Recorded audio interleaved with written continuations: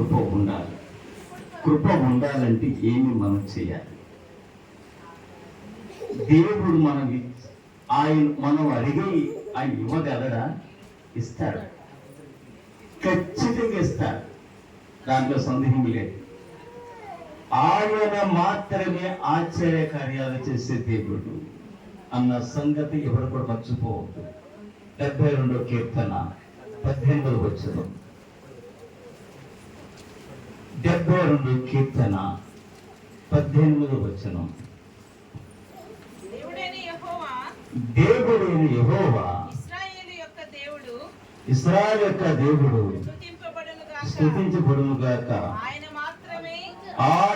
మాత్రమే ఆశ్చర్యకార్యాలు. నా జీవితంలో ఇది వచ్చిందా? లేదా?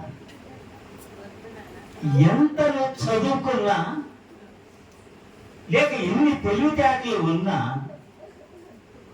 స్టేట్ గవర్నమెంట్ ఉద్యోగం రావాలంటే, సెంట్రల్ గవర్నమెంట్ ఉద్యోగం రావాలంటే ఎన్నో లంచాలు పెట్టాలి, ఎన్నో ప్రయత్నాలు చేయాలి.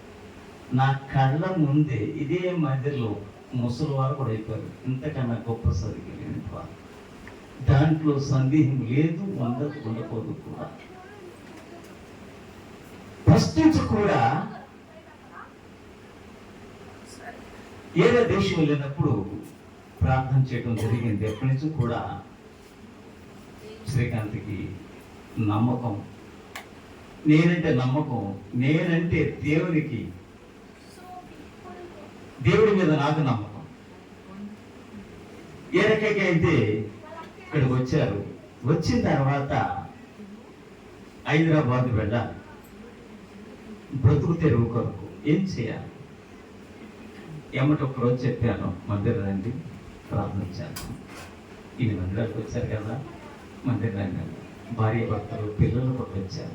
వచ్చిన తర్వాత ప్రార్థన అంతా అయిపోయిన తర్వాత సంఘంలో అందరు కూడా ప్రార్థన చేశారు. ప్రార్థన చేసిన తర్వాత హైదరాబాద్ వెళ్ళారు. అనుకున్న రీతిలో ఒక షాప్ దొరికింది.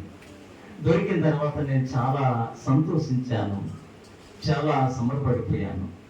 తర్వాత మళ్ళీ అక్కడికి వెళ్ళిన తర్వాత చాలా బాధపడుతున్నాను. ఏం చేయాలో అర్థం కావట్లేదు. అద్దెలు కట్టుకోవాలి, చాలా ఇబ్బందిగా ఉంది. మరలా ప్రార్థన చేయడం జరిగింది. ప్రభా, వారు ఉన్నవారే మీరు చేర్చండి, వారు సహాయం చేయండి ప్రభా.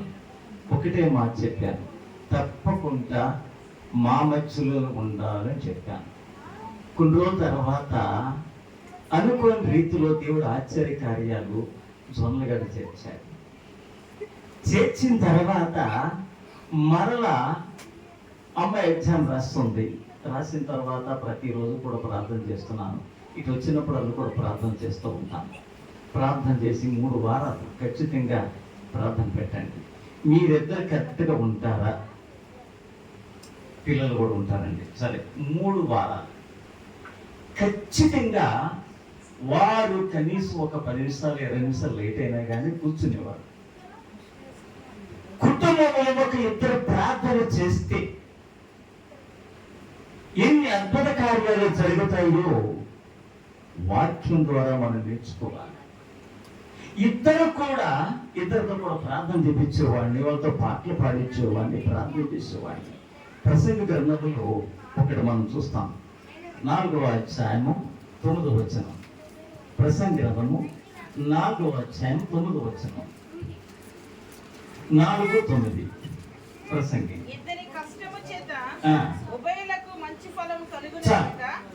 చాలమ్మా, చూడండి, ఇద్దరు కూడా నేను ప్రార్థన చేయడం గొప్పతనం కాదు, దైవ సేవకులు ఎంతో మంది చేస్తున్నారు కూడా. కానీ ఒకరికొకరు సమాధానం లేకపోతే, భార్య భర్తలకు ఒకరికొకరు సమాధానం లేకపోతే, ఇద్దరు ప్రార్థన చేయకపోతే ఫలితం రాదు. నువ్వు ఎంత చదువుకున్నా ఏం చేసినా కానీ దాంట్లో సేరండి, దాంట్లో సందేహం లేదు. ఈ రోజులు పిల్లలు దీవించబడాలన్నా, పిల్లలకి మంచి జాబులు రావాలన్నా కానీ ఇద్దరు ప్రార్థన చాలా అవసరం అండి. అంతేకాదు, ఒక ఇద్దరు ప్రార్థన ద్వారా అద్భుత కార్యాలు జరుగుతాయి. మరి కుటుంబం ప్రార్థన ద్వారాగా ఏం చెబుతా తెలుసా?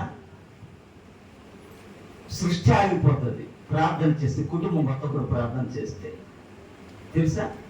యెహోషువ గ్రంథము 10వ అధ్యాయం 12వ వచనం. యెహోషువ గ్రంథము 10వ అధ్యాయము 12వ వచనం.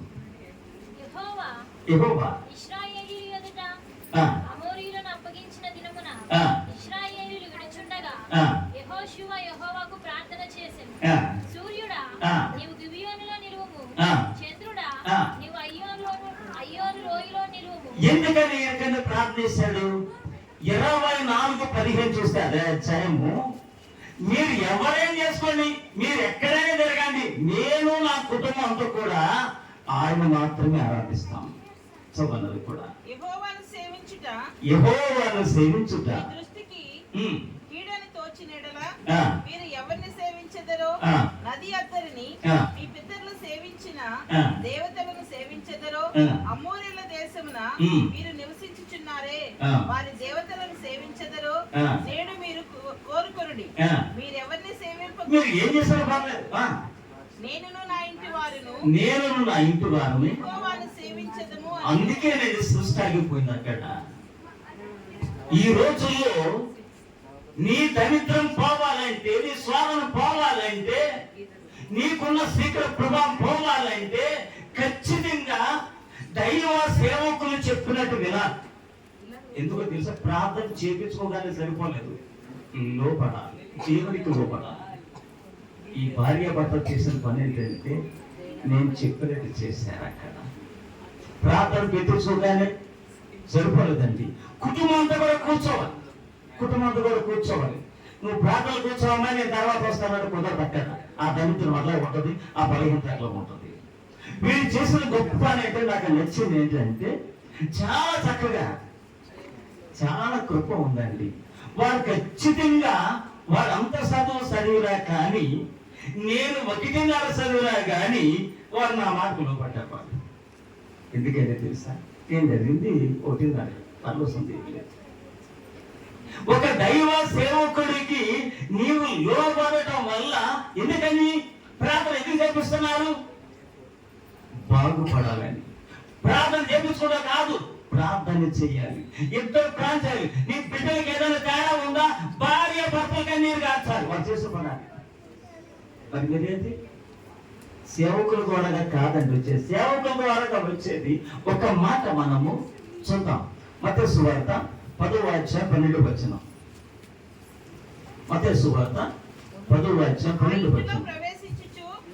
ఆ ఇంటిలో ప్రవేశించుచు దైవ సేవకులు వచ్చినప్పుడు ఏం జరుగుతుంది? యేసు ప్రభు వారు చెప్పిన మాటలు 12 మంది శిశువులు ఆ ఇంటిలో ప్రవేశించిన ఇంటి వారికి ఏ రకంగా? ఏమండి, ఎవరైనా సరే, చిన్నోళ్ళైనా పెద్దోళ్ళైనా, ఎవరైనా 22 అయినా, చిన్నోళ్ళైనా పెద్దోళ్ళైనా, ఒక సేవకుడు వచ్చినప్పుడు అక్కడ దీవెన మీరు తీసుకొని దాచుకోవాలి. అది లేదు, తీసుకున్నారు కానీ దాచుకుంటే పోతే పోయింది అన్నట్టుగా ఇక్కడ తీసుకు పోయింది. చదవమ్మా. కరెక్ట్. వాళ్ళ ఇంటి, వాళ్ళ పిల్లల ఇంటి, భర్త ఇంటి, భార్య ఇంటి, అంటే దైవ సేవకులకు సమాధానము దాని మీదకి వస్తుంది. ఒక ఎన్నట్టు ఉంటే ఆయన కూడా వెళ్ళిపోతుంది. మీకు కావాలా? దైవ సేవకులు ఏమనుకున్నారు అసలు? దీవించండి కానీ దేవుని దాచుకుంటున్నావా లేక పోగొట్టుకుంటున్నావా? ఆ ఇంటిలో ప్రవేశించుతూ ఆ ఇంటి వారికి మీరు దాచుకున్నారు కాబట్టి ఈ ఫలితం వారు పొందుకున్నారు.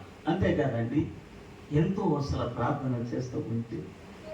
చేస్తుంటే వారు కూడా ప్రార్థన ప్రతి విషయంలో కూడా, అమ్మాయి ఎగ్జామ్ రాసినప్పుడు కూడా ప్రార్థన చేయించుకున్న రకంగా వెళ్ళారు. తప్పకుండా అయ్యగారు మంచి మార్కులు వచ్చాయి, చాలా సంతోషం, మార్కులు బాగానే వచ్చాయి. కానీ అక్కడ ఒక అద్భుతం ఏం జరిగిందంటే, ఈ అమ్మాయిగా కాదు, మా సంఘంలో అంతకుముందు కూడా యవనస్త్రాలుగా ఉన్నప్పుడు, చిన్నపిల్లలు ఉన్నప్పుడు ఒక జ్యోతి అన్న అమ్మాయి కూడా ఉంది. ఆ అమ్మాయి కూడా ఇదే జాబ్ వచ్చింది, దానిలో సందేహం లేదు. లేదండి. ఎందుకో తెలుసా, ఒక కుటుంబంలో ప్రార్థన చేస్తుంటే వారు బాగుపడితే మేము బాగుపడతాం. అదేంటండి, మీరు బాగుపడితే మేము బాగుపడతాం ఏంటి? వాళ్ళ నాయగారు ప్లాన్ చేశారు, వారి అవసరతలు ఏంటో, వారి సమస్యలు ఏంటో తీర్చాలి, అంతే కదా. మీరు బాగలేకపోతే దైవసేవలు ఎలా బాగుంటారు చెప్పండి ఒకసారి ఆలోచించండి. చాలా మంది ఇదే మధ్యలో, అంటే నేనే కాదని చాలా మంది దైవసేవలు చెప్తుంటారు, ఫలానా నీవు ఇల్లు కడతావయ్యా అంటే ఖచ్చితంగా మీరు చెప్పినట్టే కట్టేస్తున్నాను అయ్య గారు. ఒక ఆయన అడిగి మధ్యలో ఖాళీలో ఏ అవసరం ఊరు అవసరం లేదు అని నాకు తెలుసు, కొంతమంది తెలుసు. ఎందుకో తెలుసా, ప్రియా సహోదరి సహోదరులారా, మీరు ఈ రోజు ఒక భార్య వెళితే భర్త ప్రార్థనకి మరి అన్ని కలిసి రావాలి. ఏంటి దరిద్రం, ఏంటి అప్పులు, ఏంటి కంపులు, ఏంటండి నువ్వు బాధపడాలని ఉంది. కానీ నీకున్న శరీరాసనం మానేసి నీ భార్యతో ప్రార్థనకి వెళితే నువ్వు ఎందుకు బాధపడవు, ఈ దరిద్రం ఎందుకు పోదు? అది ఇష్టపడవు, కష్టపడతావు, ఇష్టపడవు. ఈరోజు బాధపడాలని ఉంది, కానీ ఏది సేవకుల ప్రార్థన అంతా కూడా వ్యర్థం అయిపోతుంది, అర్థం లేకుండా ఈరోజు. కానీ ప్రజలందరూ కూడా దీవించబడాలని, మంచి ఆరోగ్యం ఉండాలని సేవకులు ఎంతో మంది ఆశిస్తున్నారు. చుట్టుపక్కల వాళ్ళు కూడా ఎంతోమంది దైవ సేవకులు మీరందరూ కూడా దీవించబడాలి. అయ్యారు మీరు ప్రార్థన చేస్తే తప్పకుండా కాదండి. చాలా మంది ఏమంటారంటే మీరు ప్రార్థన చేయండి, మీరు ప్రార్థన చేయండి, మీరు ప్రార్థన చేయండి. అసలైంది వీళ్ళ దగ్గర లేకపోతే ఎంతమంది ప్రార్థన చేసే ప్రయోజనం ఏమో చెప్పండి. అసలైన సరికి వీళ్ళ దగ్గర లేకపోతే ఎంతమంది వాళ్ళు అనుచరులు ఎదుగుతుంటారు. నేను చిన్నప్పుడు సెలవుడు అడుక్కుంటానికి పుట్ల దగ్గరికి వెళ్ళేవాడిని పిల్లలతో. వాడు ఏం చేసేవాళ్ళంటే అక్కడ తెచ్చుకొని ఆ పుట్లో ఏం బాగుందో, ఈ పుట్లో ఏం బాగుందో, అన్నింటిలో గుడ్లు వేశారు, అన్ని సాగు వేశారు. మొత్తం కూడా ఏ పుట్లో ఏం బాగుందో బయటకు వస్తాం కావాలి. ఈ రోజులో కూడా ఈ అయ్యగారి దగ్గర ఏమో ముందు అయ్యగారు అసలు నీకు లేదు, అసలు నీకు లేదు. ఈరోజు మొదలు పొగటలో కాదండి, శాలం చేస్తున్నాను. రాజకుమారు రాణి అవటం కాదు, శ్రీకాంత కూడా శ్రీమంతుడి. ఖచ్చితంగా వింటాడు ఆయన. నేను పొద్దున చెప్తాను ఆ సంగతి. ఆమె రాణి ఆటం చూడటం కాదు, కానీ ఈ రోజు గొప్ప సంతోషమైన రోజు అండి. ఈరోజు ఎందుకో తెలుసా, నాకు సంతోషం, ప్రార్థన చేసిన దైవ సేవకులు కూడా సంతోషం. ఈరోజు గొప్ప ప్రార్థన ఎందుకు పెట్టేది, ఒకరు ప్రార్థన పెట్టేస్తుంటే చాలా మంది కూర్చోరండి. ఆ ఇంటి వారందరూ కూడా ఇద్దరు ప్రార్థన చేస్తే ఫలితం వస్తుందా లేదు చెప్పండి. కుటుంబంలో ప్రార్థన చేస్తే సృష్టి మరి ఏదండి అసలు ఏది? నువ్వు బాగుపడాలి, నీ పిల్లలు బాగుపడాలి, నీ కుటుంబం బాగుపడాలి ఆశిస్తున్నావు, కానీ ఆశ అంతా కూడా నిరాశ అయిపోతుంది. మనం చూస్తున్నాం. ఈరోజు దేవుడు అంటండి, దేవుని మాట వింటే ధనికులుగా ధనికులుగా చేస్తాడు. ఏం చేస్తాడైనా? మొదటి సామ్యాల గ్రంథము 2వ అధ్యాయము 7వ వచనం. మొదటి సామ్యాల గ్రంథము 2వ అధ్యాయము 7వ వచనం. యెహోవా దారిద్ర్యమును అమ్మ దగ్గరగానండి ఏం చేస్తాడంటే దేవుడు 2 పనులు చేస్తాడు. దేవుని మాట వింటే ధనికులుగా ధనికులుగా చేస్తాడు. ఏమిటి? ధనికులు దేవుని మాట వింటే ధనికులు ధనికులు అయిపోతారు. యెహోవా దారిద్ర్యమును ఐశ్వర్యమును రెండు కలిగేసేవాడు ఆయనే. చేయవాడును లేవనెత్తువాడు. అమ్మ అది ఏంటండి, దరిద్రం కలిగేసేవాడు, ఐశ్వర్యం కలిగేసేవాడు ఆయనే. కృంగిపోయిన వారిని క్షమాపణ చెప్పామనుకో లేవనిస్తారు. ఒకవేళ బాగా అన్ని ఆరోగ్యం ఉందనుకో, దేవుడు ఇచ్చిన ఆరోగ్యం పోగొట్టుకుంటావు, కృంగిపోతావు. మాట వింటే మంచం వారు పైగా లెగిస్తారు, మాట వినకపోతే మంచానే పడతారు. ఇష్టం ఏదైనా సరే, ఎటైనా సరే. కాబట్టి ఎందుకంటే మనకి ఇచ్చిన సమయం పాపం ఇచ్చారు కాబట్టి ఆ సమయం నేను లైన్ చేసుకోవాలి. అది నేను చేసే పని. సమయం అధిగమించకూడదు. వాళ్ళ మాట మనం వినాలి. కాబట్టి మనమందరము కూడా ఈ రోజు ప్రతి ఒక్కరూ కూడా దీవించబడాలండి, ఆశ్రయించబడాలి. మీరందరూ కూడా ప్రార్థన చేయాలి. నీకున్న చెడు అలవాటు మానుకో, ప్రార్థన చేయి. నాకు ఒకప్పుడు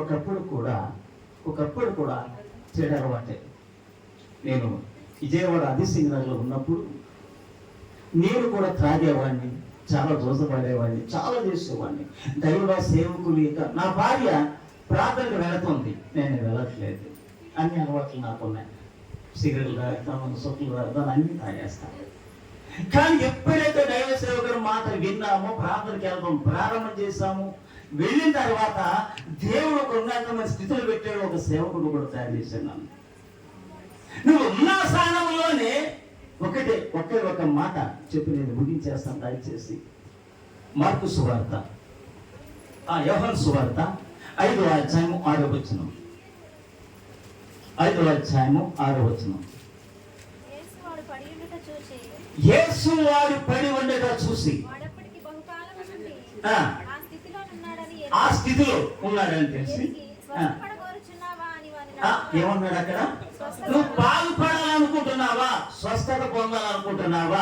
ఇప్పుడు ఎవరి మాట వినాలి? బాగుపడాలంటే దేవుడి మాట వినాలి, సేవకుల మాట అవసరం మనకి. సేవకుల మాట, దేవుని మాట. లేదంటే దేవుడే దిగి రావాలంటే ఏ రకం కుదురుతండి? నీకు ఏదైనా లోను రావాలన్నా సరే, 500కి లేదా గ్యాస్ బండ రావాలన్నా సరే, నీకు కనీసం 4000 రావాలన్నా సరే, డైరెక్ట్ గా రా, అక్కడికి వెళ్ళాం సరే, ఇక్కడి నుంచి రావాలా? చదువమ్మా.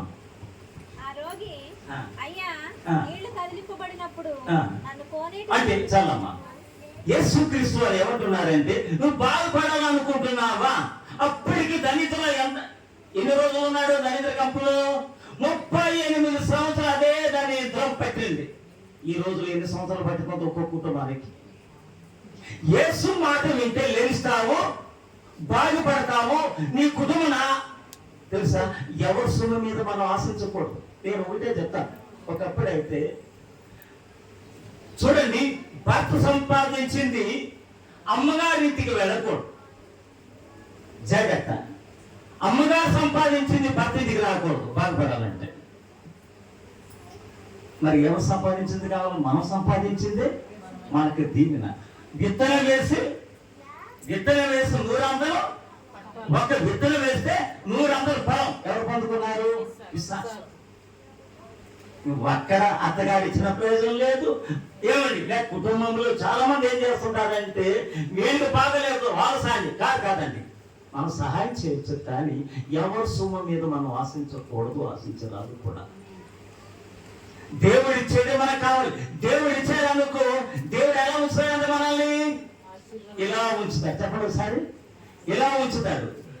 దేవుడు ఇష్టం కాదనుకో, ఇలా ఉంచాలి. మరి ఎలా ఉండాలని కోరుతున్నారు? ఇలా ఉండాలి మనం. ఇప్పుడైనా కానీ ఒకరికి దీవెనకరంగా మనం ఉండాలి. అప్పుడే మనం దీవించబడతాం, మనం ఆశ్రయించబడతాం. దేవుడు కొద్ది వాక్యం దీవించగా మీరు